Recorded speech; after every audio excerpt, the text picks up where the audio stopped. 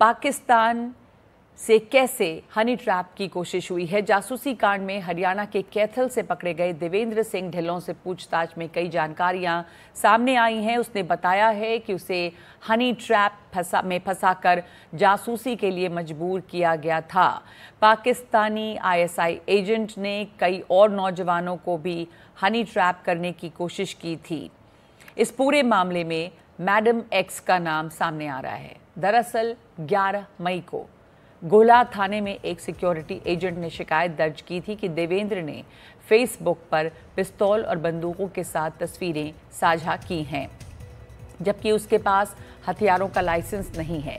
इस शिकायत के आधार पर पुलिस ने 13 मई को देवेंद्र को हिरासत में लिया और 2 दिन के रिमांड पर पूछताछ शुरू की और अब पूछताछ में मैडम एक्स का नाम सामने आया। जांच के दौरान ये पता चला कि देवेंद्र को जिस लड़की ने अपने जाल में फंसाया, उसने पहले भी कई भारतीय नौजवानों को अपने जाल में फंसाया है और जासूसी करवाने के लिए मजबूर भी करने की कोशिश की है। ये भी सामने आया है कि हनी ट्रैप आईएसआई की साजिश का सबसे अहम हिस्सा है। आईएसआई ने इससे पहले भी कई भारतीय मूल के लोगों को हनी ट्रैप करने की कोशिश की है। कई बार आईएसआई के एजेंट सोशल मीडिया पर लड़कियों का फर्जी प्रोफाइल बनाकर लोगों को फंसाते हैं। जानकारी के मुताबिक मैडम एक्स के निशाने पर कई सोशल मीडिया इन्फ्लुएंसर्स भी थे।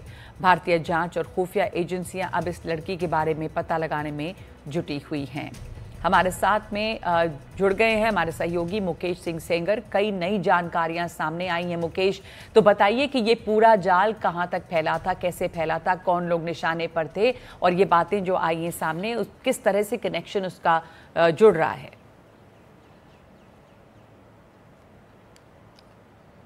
देखिए, बिल्कुल जो खुफिया एजेंसियां हैं और हरियाणा पुलिस है वो लगातार इस हनी ट्रैप के मामले की जांच कर रही है। जो आरोपी हरियाणा में अरेस्ट हुए हैं उनसे वहां पूछताछ हो रही है और जो पंजाब में अरेस्ट हुए हैं उनसे पंजाब में पूछताछ हो रही है। जो देवेंद्र जो कैथल से पकड़ा गया है उससे पूछताछ में कई अहम बातें निकलकर सामने आई हैं। दरअसल जो देवेंद्र है वो पंजाब पाकिस्तान गया था और करतारपुर साहिब कॉरिडोर में उसकी मुलाकात जो है एक विक्की नाम के शख्स से हुई थी। विक्की उसको पाकिस्तान के अंदर ले गया और वहाँ पर एक लड़की जो मिली, उसका दोस्त, विक्की का एक दोस्त था, विक्की के दोस्त की कोई जानकार लड़की थी, वो उसको मिली और उस लड़की ने अपना नंबर शेयर किया देवेंद्र से और फिर दोनों के बीच में बातचीत होने लगी। इस दौरान उस लड़की ने विक्की से कई जानकारियां लीं, लेकिन जो देवेंद्र है उसका कहना यह है कि जब वो इंडिया आ गया तो उस लड़की ने अपनी जो इंस्टाग्राम आईडी थी उसको ब्लॉक कर दिया और उससे संपर्क टूट गया। तो अब तक की जांच में ये बात सामने आई है कि जो ये लड़की है ये इस तरह से कई लड़कों को ट्रैप कर चुकी, हनी ट्रैप कर चुकी है और इसमें लगातार वो कोशिश करती है कि इस तरह से हनी ट्रैप करके हिंदुस्तान के जो नौजवान हैं उनसे खुफिया जानकारियां इकट्ठा की जाएं, ख़ासतौर से सेना के मूवमेंट के बारे में, यहाँ पर जो सैन्य ठिकाने हैं वो कहाँ कहाँ पर हैं उसके बारे में।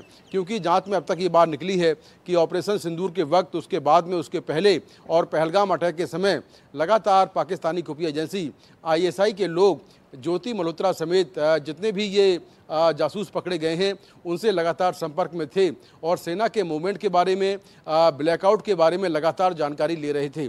तो खुफिया एजेंसियां अब ये जांच कर रही हैं कि आखिर ये लड़की जो है, जो मैडम एक्स है, ये कौन लड़की है। और कई बार ऐसा भी होता है जो पिछले मामले रहे हैं कि कई पाकिस्तानी खुफिया एजेंसी के जो एजेंट्स हैं वो लड़की बनकर सोशल मीडिया पर अपना प्रोफाइल बनाते हैं और फिर लोगों को हनी ट्रैप करते हैं, जिसमें कई सैनिक भी इस तरह से अरेस्ट हुए हैं जो कि हनी ट्रैप में आ गए। लेकिन ये मामला जो है एक लड़की से जुड़ा हुआ है, तो आखिर ये लड़की कौन है?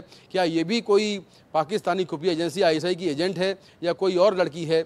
इसको लेकर अभी जांच चल रही है। जी, तो इसको लेकर अभी भी जांच चल रही है और किस तरह से निशाना बनाते हैं, किन लोगों को निशाना बनाते हैं, इसके बारे में भी क्या और जानकारियां मिली हैं कि आखिर टारगेट किस तरह किया जाता है। क्योंकि इनके पूरा मकसद जो वो ये है कि सेना की खुफिया जानकारियां जो हैं वो पता चलें। तो और ये भी कि ये आईएसआई का एक पुराना हथकंडा है। मुकेश, देखिए, बिल्कुल 2-3 तरीके हैं। पहला तो हनी ट्रैप है जो बहुत ही एक तरह से कॉमन तरीका है। दूसरा पैसे का लालच जो है, कई ऐसे नौजवान हैं ख़ास तौर से पंजाब, हरियाणा की कुछ और जगहों पर जो इस तरह से पैसे के लालच में आईएसआई की जो खुफिया एजेंसी है उसके ट्रैप में आते हैं और अच्छी नौकरी देने का वादा या अच्छे देश भेजने का वादा, अच्छे पैसे देने का वादा, इस तरह का होता है। और तीसरा जो मॉडस ऑपरेंडी जो नई आई है अभी, जो इस केस में देखने को मिला है कि जो देश के बड़े सोशल मीडिया इन्फ्लुएंसर हैं या जो यूट्यूबर्स हैं, उनको अपने ट्रैप में लेना और उनके जरिए पाकिस्तान की जो छवि है उसको सकारात्मक दिखाना। क्योंकि इस तरह के जो यूट्यूबर्स हैं वो पाकिस्तान जाते हैं और ये सारी जो यात्रा है वो स्पॉन्सर्ड होती है। वहाँ पर ये फिर पाकिस्तान की पॉजिटिव जो छवि है उसको दिखाते हुए वीडियोस बनाते हैं और वो वीडियो जो है वायरल करते हैं। तो एक वो तरीका भी होता है। तो 3 से 4 तरीके जो हैं वो इस तरह के आए हैं और अब तक 11 लोग इस पूरे मामले में हरियाणा, पंजाब और उत्तर प्रदेश में गिरफ्तार हो चुके हैं। हरियाणा, पंजाब और उत्तर प्रदेश से 11 लोग इस तरह के मामले में गिरफ्तार हुए हैं। कैसे अलग अलग जरिए से लोगों को फंसाया जा रहा है, पाकिस्तान की एक पॉजिटिव छवि भी दिखाने के लिए लोगों को यहाँ से ले जाया जाता है। धन्यवाद आपका मुकेश इस पूरी जानकारी के लिए। तो किस तरह से ट्रैप किया जा रहा था ये इससे समझ में आ रहा है। आगे बढ़ते हैं दूसरी खबर पे। सोचिए कि आप मेट्रो में सफ़र कर रहे हैं और अचानक कोई आपसे बिना इजाज़त लिए आपकी तस्वीर खींचे, वीडियो बनाए, वो भी गलत एंगल से, और उसे सोशल मीडिया पर डाल दे। ऐसे में आपकी प्राइवेसी किसकी जिम्मेदारी है और जो आपकी प्राइवेसी भंग हुई है उसके लिए कौन जिम्मेदार है?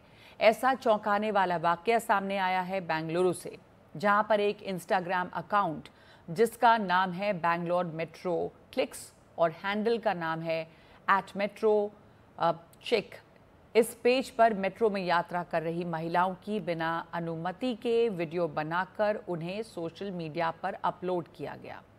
इन वीडियोस में ट्रेन में यात्रा कर रही महिलाएं हैं और उस पर टेक्स्ट भी लिखा गया। एक वीडियो में लिखा हुआ है, नमा मेट्रो पर खूबसूरत लड़कियों को ढूंढने की कोशिश। इस अकाउंट के इंस्टाग्राम पर 5605 फॉलोअर्स हैं और टेलीग्राम चैनल पर 1188 सब्सक्राइबर्स हैं। इनमें महिलाओं का छिप कर पीछा करने और साथ साथ उनकी फिल्में बनाने की क्लिप शामिल है। भारतीय कानून के मुताबिक ये एक गंभीर अपराध भी है और अब इस मामले में एफआईआर दर्ज की गई है। आरोपी की तलाश चल रही है। जब एफआईआर की गई तो इस अकाउंट पर मौजूद सभी क्लिप्स हटा ली गई हैं और उस टेलीग्राम चैनल को भी हटा दिया गया है। With respect to certain Instagram page which has uploaded videos and photos of women travelers using Bangalore Metro without their knowledge and consent. Case of voyeurism and Information Technology Act has been booked in Panchanaburi Police Station. Following which investigation is underway to trace the accused, the page handler as well as the person who may have shot the video. Very soon some progress will be seen and city police will leave no stone unturned to trace the accused and creating a safer environment for women citizens. और हमारे साथ जुड़ गए हैं मेरे सहयोगी निहाल किदवई। निहाल, ये बहुत ही ज़्यादा शॉकिंग है जिस तरह के वीडियोस बनाए जा रहे हैं, बिना किसी जानकारी के अपलोड किए जा रहे हैं, जो प्राइवेसी भंग होती है लोगों की। उसके बारे में पुलिस क्या कह रही है अब, और कौन लोग इसके पीछे हैं?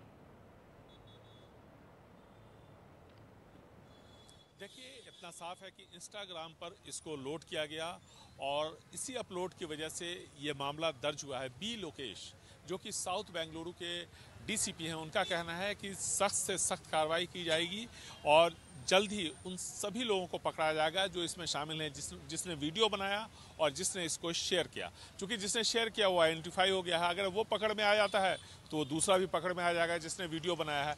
तब ये भी पता चलेगा कि क्या ये लोग इस तरह का पूरा एक रैकेट चला रहे हैं, किस तरह से ये सब कुछ हो रहा है और बगैर किसी की इजाज़त के किसी के निजी वीडियो को किस तरह से, अगर कोई सफ़र कर रहा है तो कोई उसको अपलोड कर सकता है। ये सब बड़े सवाल हैं और इसीलिए पुलिस का कहना है कि वो तमाम कोशिश हो रही है जिससे उन लोगों तक पुलिस पहुंच सके जो इसके लिए जिम्मेदार हैं। क्योंकि हमारे पीछे देखिए मेट्रो स्टेशन है, कई सारे लोग, बच्चे, महिला, पुरुष सब आते हैं और इसमें कोई भी नहीं चाहता कि उसका जो निजी वीडियो है, इस तरह के वो कौन किसके साथ जा रहा है, नहीं जा रहा है, ये सब चीज़ बगैर उसकी इजाज़त के नहीं आना चाहिए पब्लिक प्लेटफॉर्म पे। और इसीलिए पुलिस का कहना है कि जल्द से जल्द इन सभी लोगों के खिलाफ कार्रवाई होगी और ये सुनिश्चित किया जाएगा कि इस तरह की हिमाकत आगे से कोई ना करे।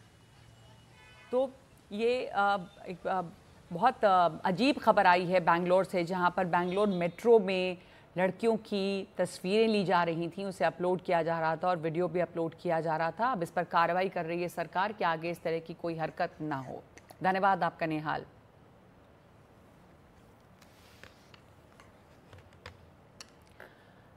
महाराष्ट्र में ऐप आधारित टैक्सी सेवाओं के लिए नई नीति लागू की गई है। अब राइड कैंसिल करने वाले ड्राइवर्स पर 100 रुपये का जुर्माना लगेगा। इससे बिना किसी कारण के राइड कैंसिल करने वाले ड्राइवर्स पर नकेल कसी जाएगी। अगर कोई ड्राइवर राइड कैंसिल करता है तो उसे 100 रुपये या कुल किराए का 10% में से जो भी कम होगा वो उसे यात्री के वॉलेट में जमा करना होगा। यदि यात्री बिना वजह राइड रद्द करता है तो उसे 50 रुपये या कुल किराए का 5% में से जो भी कम हो वो ड्राइवर को मिलेगा। जैसे कि हम राइड कैंसिल करते हैं तो हमारा परसेंटेज रहता है राइड कैंसलेशन का। जैसे कि 15% के ऊपर कैंसलेशन का परसेंटेज गया तो हमें बुकिंग नहीं मिलता है। मतलब ऐसा देखा जाए तो अच्छी बात है। मतलब एज एन मैं अगर कस्टमर हूँ, पैसेंजर हूँ, तो मेरे लिए तो अच्छी बात है कि कोई बंदा कैंसिल कर रहा है तो उसका रिवॉर्ड मतलब मुझे मिल रहा है। तो मेरे लिए तो अच्छी बात है कि भाई महाराष्ट्र गवर्नमेंट ने एक स्टैंड लिया है कि भाई चलो अभी एक मतलब एक स्टैंडर्डाइज वे में अगर अभी एक प्रोसेस चलेगा तो जिससे मतलब एक विन विन सिचुएशन भी बोल सकते हैं वैसे काइंड ऑफ, कि जो पैसेंजर रहेगा उसके लिए एक बेनिफिट ही रहेगा। और जो बंदा ड्राइवर जेन्युइनली ड्राइविंग कर रहा है और जो उसको जेन्युइनली कमाना है या फिर उसको एम्प्लॉयमेंट चाहिए तो उसके लिए तो अच्छी बात है। वैसे पहले तो कैंसलेशन का रूल का जो जैसे आपने बुकिंग किया फिर आपको किस टाइम पे टिकट वापस करने के लिए तो वहाँ पे वेटिंग करने के बाद कैंसिल करना वो चार्ज मिलता है। हमारे साथ जुड़ गए हैं अभिषेक अवस्थी इस पर और बातचीत करने के लिए। अभिषेक, इसकी डिटेल्स क्या हैं? ड्राइवर्स के ऊपर इस तरह की कार्रवाई करने की ज़रूरत पड़ी है? इसका मतलब बहुत ज़्यादा ये मामले होते थे जब ड्राइवर्स बिना वजह के राइड कैंसिल कर रहे थे। तो ये जो टैक्सी सर्विसेज हैं इससे इन्हें रेगुलेट करने में मदद मिलेगी और इसमें इस तरह के फाइन्स जो लगेंगे उसकी थोड़ी डिटेल्स भी बताइएगा। जाहिर तौर पर महाराष्ट्र की अगर बात करें और ख़ास करके जो मेट्रो सिटीज़ है पुणे, मुंबई खास करके और नागपुर, ऐसी जो मेट्रो सिटीज़ है, जब पीक आवर्स होता है तभी ज़्यादा दिक्कत आती है। हम जब ये कैब बुक करते हैं, इंसान अपनी जगह तक पहुंचता है और तब आपको पता चलता है अरे मेरी गाड़ी तो नहीं आ रही क्योंकि ड्राइवर ने कैंसिल कर दी। तो ये बहुत ही गंभीर समस्या है जिसको लेकर के एक नई नीति बनाई गई और ख़ास करके उन ड्राइवर जो बिना किसी कारण कैंसिल करते हैं उनके ऊपर जुर्माना लगाया जाएगा। 100 रुपये कहा गया है और साथ ही साथ जो भी ज़्यादा हो, अगर 10% किराए का उससे ज़्यादा होता है तो वो भी वसूला जाएगा। और कहीं ना कहीं जो ग्राहक है उनके लिए भी एक नियम बनाया गया है, उसमें कहा गया है कि अगर आप कैंसिल करते हैं तो 5% जो किराया है या तो फिर 50 रुपये फ़ाइन होगा। लेकिन ये जो समस्या इतनी गंभीर है क्योंकि जब पीक आवर्स में मुंबई का ट्रैवल करता है या मेट्रो सिटीज़ में महाराष्ट्र में ट्रैवल करते हैं तो काफ़ी दिक्कत आती है। आप जगह पर पहुंचते हैं, बार बार कैंसिलेशन होते हैं, उसको लेकर के नीति बनाई गया। खास करके नीति में और भी चीज़ें हैं। अगर आप समझना चाहें तो महिलाओं को प्रोत्साहन देने के लिए, खास करके जीपीएस सिस्टम सिक्योरिटी के लिए, और कहीं ना कहीं जो ट्रेंड ड्राइवर ही अब चला पाएंगे जिनके पास ड्राइविंग लाइसेंस और प्रशिक्षण की आवश्यकता रहेगी। तो इस तरीके के जो नए नियम लाए गए हैं इससे काफ़ी तौर पर लोगों को राहत मिलेगी, खास करके मेट्रो सिटीज़ में जहां इस तरीके की कैब, ओला हो, उबर हो और कई ऐसे ऐप बेस्ड जो टैक्सीज़ है जो चलती है और पीक आवर्स में जो गड़बड़ करते थे अब वो नहीं कर पाएंगे और अगर करेंगे तो उन्हें जुर्माना भरना पड़ेगा। जी, तो जब ड्राइवर्स बिना वजह के कैंसिल करेंगे तो उन्हें जुर्माना भरना होगा और इससे उम्मीद की जा रही है कि अब इस तरह के बेवजह के कैंसिलेशंस जो हैं वो कम होंगे। धन्यवाद आपका अभिषेक। उत्तर प्रदेश के नोएडा में खेल में एक बच्ची बहुत बड़ी मुसीबत में फंस गई। ये खबर बहुत अहम है आपके लिए क्योंकि ज़रा सी भी लापरवाही किस तरह का ख़तरा खड़ा कर सकती है, आपके बच्चे के लिए कितनी ख़तरनाक हो सकती है, ये देखना और समझना बहुत ज़रूरी है। पार्क की बेंच में बने छेद में बच्ची की उंगली फंस गई। जब बच्ची चीखने चिल्लाने लगी तो वहाँ पे मौजूद लोग उसकी मदद के लिए आए। जाली में फंसी उंगली को निकालने की कोशिश शुरू हुई लेकिन इसका कोई नतीजा नहीं निकला और आखिर में फायर ब्रिगेड और पुलिस को खबर किया गया।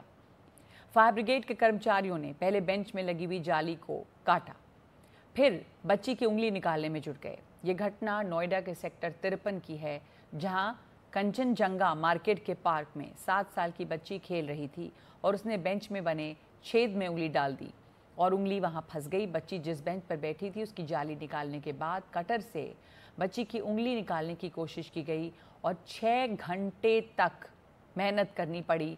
आखिरकार बच्ची की उंगली बाहर आ पाई। नोएडा के पार्क में हुई ये घटना उन तमाम अभिभावकों के लिए भी एक सीख है जिनके बच्चे पार्क में खेलने जाते हैं। अभिभावकों की जिम्मेदारी है कि वो अपने बच्चों पर निगरानी रखें ताकि इस तरह की मुसीबत में बच्चे ना फंस जाएं। तो हमारे साथ इस वक्त जुड़ गए हैं मेरे सहयोगी अरविंद। अरविंद, यहाँ पर जो बच्ची है जिसकी उंगली फंसी, इतने घंटे तकलीफ में रही, वो पहले वो बताएं कि क्या कहते हैं माँ बाप, क्या बच्ची वहाँ पर अकेली थी, क्या स्थिति में है बच्ची अब? नगमा, मैं बता दूं कि ये बच्ची की उम्र 8 साल है और ये गिजोड़ गांव है, वहाँ पे रहते हैं इसके माँ बाप और दोनों नौकरी करते हैं। तो बच्ची शाम को खेलने के लिए पार्क में आई थी। खेल में जो बेंच बने होते हैं उसमें होल थे जो पानी निकलने के लिए होते हैं इस पे। तो उसने उंगली अपनी डाली और उंगली इसके अंदर चली गई। उसके बाद उसने निकालने की कोशिश की तो नहीं वो निकली उंगली, और चूंकि बार बार कोशिश करने के कारण उसके जो ब्लड था, सर्कुलेशन रुका, उससे उंगली वो हो गई, फूल गई थी, जो निकल नहीं रही थी। इसके बाद जब आसपास के लोगों ने देखा तो वो भी कोशिश करने लगे, तब भी अब बच्ची रोने लगी जोर जोर से। इसके बाद क्या हुआ कि जब लोगों ने प्रयास कर नहीं हुआ तब उन्होंने फायर ब्रिगेड और पुलिस को फोन किया। फायर ब्रिगेड की टीम पहुंची वहां पर। पहले उन्होंने कोशिश की तो नहीं निकली, तो फिर उन्होंने क्या किया कि वो अपने कटर से उस बेंच को ही काट डाला। इसकी दोनों उंगलियां फंसी, 2 टुकड़े निकले बेंच के। उसको लेके फिर हॉस्पिटल गए वो लोग, लेकिन हॉस्पिटल में भी कुछ हो नहीं सका। तो अब फायर ब्रिगेड वालों ने अपने जो इक्विपमेंट होते हैं रेस्क्यू के लिए, उनकी सहायता से 6 घंटे तक लगातार छोटा छोटा करके, ताकि बच्ची को हर्ट ना हो, वो करके उन्होंने एक एक करके उंगलियां, उसकी बच्ची की उंगली निकाली और उसको फिर हॉस्पिटल ले गए। वहाँ इलाज कराने के बाद उसको घर छोड़ दिया गया। जी नगमा। तो बच्ची जो है उसकी स्थिति अब ठीक बताई जा रही है। बच्ची ये बहुत अफसोसनाक है कि वहाँ पर बच्ची इस मुसीबत में फंसी और मदद के लिए बाद में लोग आए, लेकिन इतना लंबा समय लगा। बहुत बड़ी बात है कि उसे बचा लिया गया, उसकी उंगली जो है वो निकल पाई। धन्यवाद आपका इस पूरी जानकारी के लिए। लेकिन तमाम दर्शकों के लिए ये बहुत ज़रूरी खबर है, ये जानना और देखना कि आपको किस तरह से ध्यान रखना है अपने बच्चों का। नोएडा ट्रैफिक पुलिस ने डगमार बसों के खिलाफ बड़ा अभियान चलाया है। पिछले कई दिनों से सेक्टर 37 और बोटैनिकल गार्डन के पास बसों की अवैध गतिविधियों की शिकायतें मिल रही हैं, जिसके बाद ये कार्रवाई की गई है। 2 घंटे के अंदर 1 दर्जन से ज़्यादा बसों को सीज कर लिया गया है। ये बसें बिना अनुमति के सवारियां बिठा रही थीं और सरकारी और निजी बसों की आड़ में अवैध तरीके से संचालन कर रही थीं। बोटैनिकल गार्डन और सेक्टर 37 जैसे भीड़ भाड़ वाले इलाकों से डग्गामार बसें न सिर्फ अवैध रूप से सवारियां उठा रही थीं, बल्कि ट्रैफिक जाम का कारण भी बन रही थीं। अभियान के दौरान उन बसों पर भी कार्रवाई की गई जो सवारियों की ओवरलोडिंग कर रही थीं या निर्धारित बस स्टॉप के बजाय दूसरी जगहों से सवारियां बिठा रही थीं।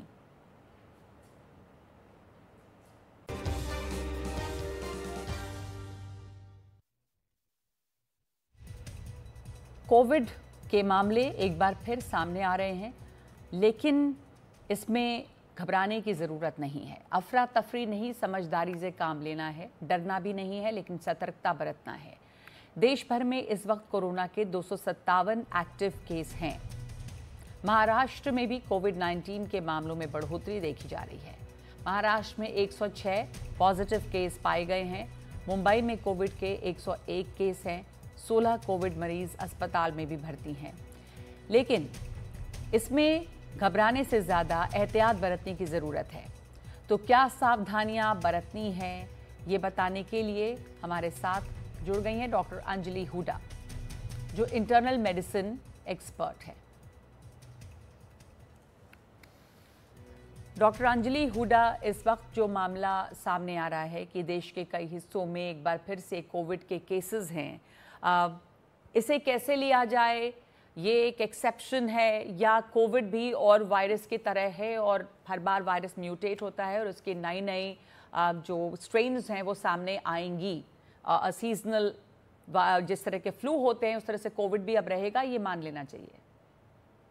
क्योंकि ये मॉनसून से पहले एक वायरल इन्फेक्शन आया है जो कि बहुत कम देखा जाता है और ये ओमिक्रॉन वायरस का ही एक पार्ट है, लेकिन जो देखने में आ रहा है इसके सिम्टम्स इतने खतरनाक नहीं है। जैसे सोर थ्रोट हो गया, खांसी, जुकाम, बुखार, ये सब है, लेकिन इसके कोई सीरियस इम्प्लीकेशंस अभी तो दिख नहीं रहे हैं। लेकिन आगे जाके जो भी लोग इम्यून कॉम्प्रोमाइज होंगे, जिनको कोई पहले से तकलीफ रही होगी, लाइक डायबिटीज है या कोई ऐसी कैंसर सर्वाइवर है, इनको ध्यान थोड़ा बरतना होगा ताकि ये लोग भीड़ भाड़ में ना जाएं और थोड़ा सा किसी को अगर है जुकाम खांसी तो उसके आसपास ना रहे। एहतियात बरतना ही इसमें सबसे इम्पोर्टेंट होगा। ये जरूरी है आपके जरिए ये जानना लोगों को भी कि अब कोविड हो रहा है, साल दर साल हो रहा है, तो इसमें अफरा तफरी की ज़रूरत नहीं है, घबराने की ज़रूरत नहीं है। और भी बीमारियां जैसे होती हैं उनसे आप कैसे डील करते हैं, तो किस समझदारी से इसे देखना है, किस तरह के प्रिकॉशंस लेने हैं? प्रिकॉशन सबसे बड़ा तो यही है कि आप भीड़ भड़के में अगर अवॉइड कर सकते हैं नहीं जाना तो प्लीज ना जाएं। और अगर आप अच्छे से अपने आप को कवर रखें, जब स्पेशली आप एक बहुत क्राउडेड जगह पे हैं, जहाँ पर जैसे ट्रेन हो गई या प्लेटफॉर्म्स या एयरपोर्ट्स में, अगर आप आसपास किसी को देख रहे हैं कि किसी को जुकाम खांसी, उससे आपको इसमें सिर्फ प्रिवेंशन ही होती है वायरल इन्फेक्शंस में। और अगर आपको लग जाता है, बुखार हो जाता है, खांसी हो जाती है, तो घबराने की जरूरत नहीं है। इसके अंदर जो भी एक वायरल इन्फेक्शन के प्रिकॉशंस है वही लेने हैं। आराम करिए, हाइड्रेट करिए, पानी पीजिए और अपने आप को ठंडा रखिए ताकि बुखार ना तेज हो, बिकॉज गर्मी भी बहुत पड़ रही है। तो इसमें मेनली आपको सिर्फ प्रिकॉशन ही रखना है और कोई ज्यादा घबराने वाली बात है नहीं। तो किस तरह के सिम्टम्स नजर आए हैं? देश भर में कहा जा रहा है कि 257 केसेस हैं, तो आप लोगों को ये जानकारी होगी जो अभी केसेस सामने आए हैं उसमें क्या लक्षण पाए जा रहे हैं?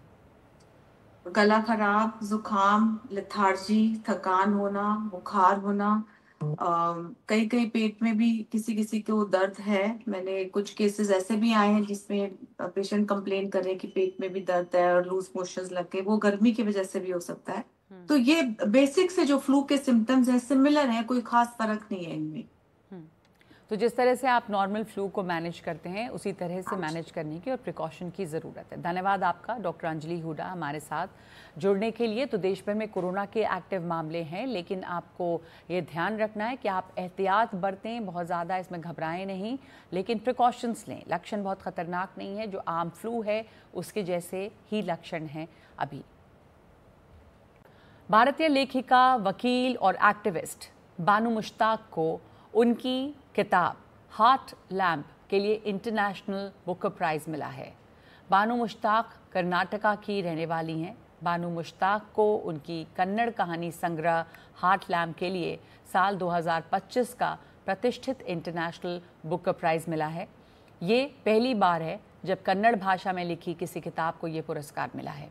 उन्होंने ये पुरस्कार यानी कि बुकर प्राइज़ जीतकर इतिहास रचा है।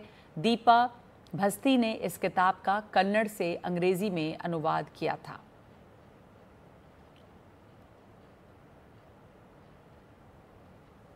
और उत्तर भारत के कई हिस्सों में आज भी लू चल रही है। पश्चिमी राजस्थान में पारा 47 डिग्री तक चला गया है, लेकिन देश के पश्चिमी तट के राज्यों में भारी बारिश का अनुमान है। मॉनसून इस बार समय से पहले केरल पहुंचने वाला है। देखिए हिमांशु शेखर की रिपोर्ट। उत्तर पश्चिम भारत के कई राज्यों में भीषण गर्मी की लहर चल रही है। लू की स्थिति आप इस हीट वेव मैप में देख सकते हैं कि ये जो रेड स्पॉट्स हैं ये वो इलाके हैं पश्चिमी भारत के जहां पर अभी लू चल रही है, हीट वेव की स्थिति बनी हुई है। और बाकी जगह भी ऑरेंज अलर्ट है। मेरे साथ डॉक्टर नरेश कुमार हैं जो वरिष्ठ वैज्ञानिक हैं भारत मौसम विभाग में।